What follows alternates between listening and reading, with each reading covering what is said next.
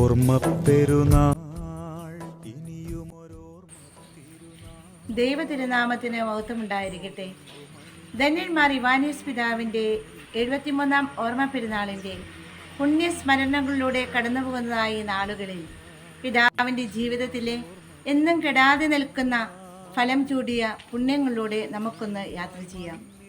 പ്രത്യേകിച്ച് സഭയെ ഇത്രമാത്രം സ്നേഹിച്ച് തൻ്റെ ജീവനും ജീവിതവും സഭാത്മക വളർച്ചയ്ക്കായി ഒഴിഞ്ഞു വച്ച ജീവിതം, സത്യസഭയെ പുൽകാൻ വന്യതാതനെടുത്ത അതിസാഹസിക യാത്രയിൽ ദൈവത്തിലുള്ള തൻ്റെ അചഞ്ചലമായ വിശ്വാസവും അതിനെ ഊന്നിയുള്ള താപസിക ജീവിതചര്യയും ജീവിത വിശുദ്ധിയും സത്യസഭയിലേക്കുള്ള പാത നേരെയാക്കുവാൻ പിതാവിനെ ഏറെ സഹായിച്ചു. തനിക്ക് ലഭിച്ച ദൈവിക വെളിപാടുകൾക്ക് പൂർണ്ണമായി പ്രത്യുത്തരം നൽകി എന്നതിന് തെളിവാണല്ലോ മലങ്കര സഭയുടെ ഇന്നത്തെ വളർച്ച.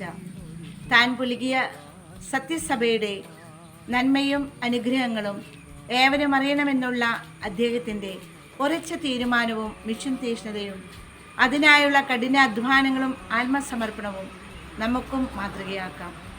സത്യസഭയിൽ നിന്ന് അകന്നു നിൽക്കുന്ന അനേകരെ തിരുസഭയിലേക്ക് ആനയിക്കുവാനുള്ള പരിശ്രമങ്ങളിൽ നമ്മുടെ പ്രാർത്ഥനയും പുണ്യജീവിതവും കാരണമാകട്ടെ. പിതാവിൻ്റെ ദീപ്തമായ പാവന സ്മരണകൾക്ക് മുൻപിൽ പ്രാർത്ഥനയോടെ പ്രണാമം.